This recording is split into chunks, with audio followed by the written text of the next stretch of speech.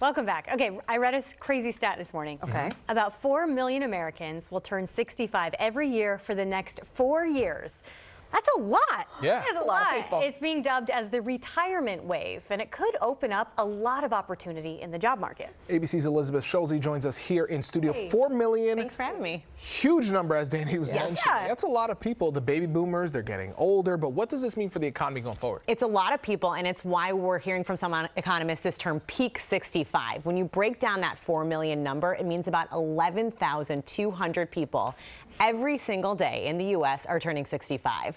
And you look at that trend historically, that number is closer to 10,000. And this is something that we'll see over the next 4 years because the baby boomer generation is getting older. Now, obviously, everyone who turns 65 doesn't retire right away, but that is the traditional retirement age. So what this means is that those people more likely to leave the workforce. And what we see when you kind of look and break down that data is that there are more older people leaving the workforce by a significant chunk than there are younger people like recent college grads and high school grads who are coming into the workforce right now.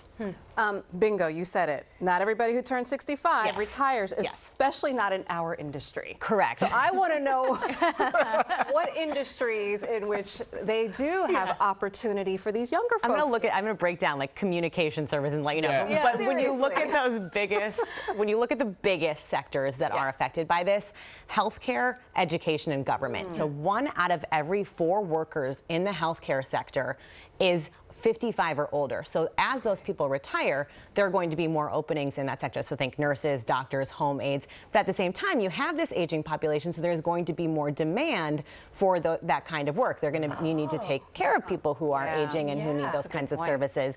When you think about like public services and education, those workers tend to stick around in their jobs for longer because they want to have benefits like pensions. Those are some of the few industries that are still offering traditional stipends for a month, every month after you retire. So that's something that those workers who are older try to take advantage of. So it sounds like there will just be millions of open jobs, but then I think the people that are retiring at the top of their game, they have so much experience, so it's not necessarily saying that the younger generation just will slide on into those jobs. How do job seekers at all different levels kind of take advantage It's such a good point because this is really a structural change in the economy. When you have more job openings, 8 million job openings right now, which is a higher number than we'd had historically, and the economists I talk to think that number will stay high for a while. It also means that that's more job openings and there are people looking for work. So the good thing is that might mean higher wages for folks. It means that companies have to try to attract people into those open jobs.